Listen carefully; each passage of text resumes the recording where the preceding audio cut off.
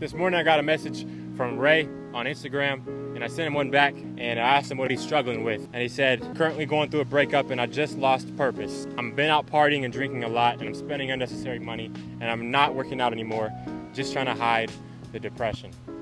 Now this right here is the most common problem that men face. So congratulations, Ray. Right now you're facing something very common. And I want to let you know that the only way through this is to go through this. The only way out is to go right through the middle. You got to face this thing head on and realize that there's a void. Whenever we feel we can't detach from someone, it's because we've been attached to them, and that attachment comes from a lack within. So they were filling up a void inside of us. And when I was going through my biggest breakup of my life, to be honest, the only breakup, the only time I've experienced love in my life, it was because I didn't love myself that it took me so long to overcome it. And to this day, that's the greatest lesson I've found on my journey, is how much I wanted love from that woman, but I was afraid of love from that woman. Doesn't make any sense until I reflected on it. And guys, when we're present in the pain, when I was present in that pain and I reflected on the pain, I learned the greatest lesson of all, is that I had to love me first. It's that the hole I was seeing in me was that I wasn't worthy of love. So this person made me feel worthy of love. And when they left, the part of me left as well. And I had to refill it and give it back to myself. How did I do that? Through this daily process. Guess what it is? Abnormal wake time, positive quotes. I go to that deep consciousness, face the pain straight in the morning. Then I go straight into a strenuous workout. I stack those 3 wins before I have any pleasure. That's purpose over pleasure every single day. And now I have that unbreakable mindset to conquer the rest of my morning. Then I can go straight into my macro meal where I choose purpose over pleasure. Once again, that's a high protein meal. By this point, I probably had 2 scoops of protein powder every 2 hours, and my first time eating carbs in the day after I've earned it, after I just hit all these pull-ups, all this back workout, and I still got some biceps left to do.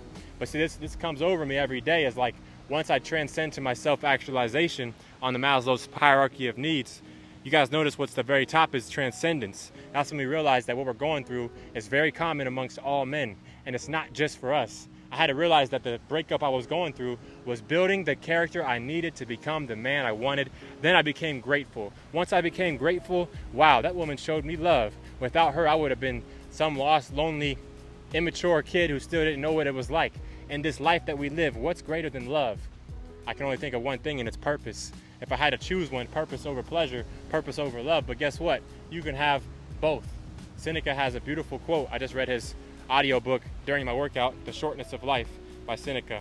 And he says, "It is not that we have a short time to live, but that we waste a lot of it. Life is long enough and sufficiently generous amount has been given to us. It's not that we have a short time to live, but that we waste a lot of it. Life is long enough and a sufficiently generous amount has been given to us for the highest of achievements, if well invested. But when it is wasted in heedless luxury and spent on no good activity, we are all forced, at last, by death's final constraint to realize it's passed away before we knew it was passing." He said he doesn't know his purpose right now, and so he's spending more money than he should be, and he's drinking every single day. I asked him, "How often do you drink?" He said, "Daily."